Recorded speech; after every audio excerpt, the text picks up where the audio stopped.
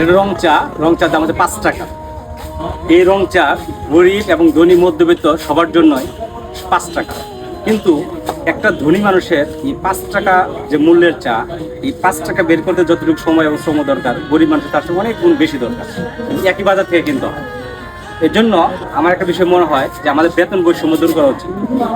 চাকরিজীবীদের 20টা বেতন কাঠামো থাকা উচিত না। 20টা বেতন কাঠামো, 20তম গ্রেডের মানুষ এই চার দাম 5 টাকা দেয় কিনে, 1তম গ্রেডের মানুষ চার দাম 5 টাকা দেয় কিনে। একটা দেশে এত বৈষম্য, এটা ঠিক নিয়ম পরিহার করা উচিত।